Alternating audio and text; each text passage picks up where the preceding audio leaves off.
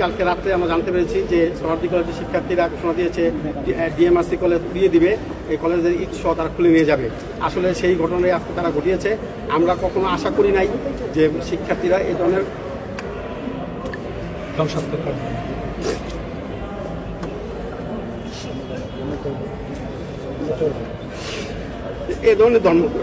কর্মকাণ্ড করতে পারে ধ্বংসাত্মক।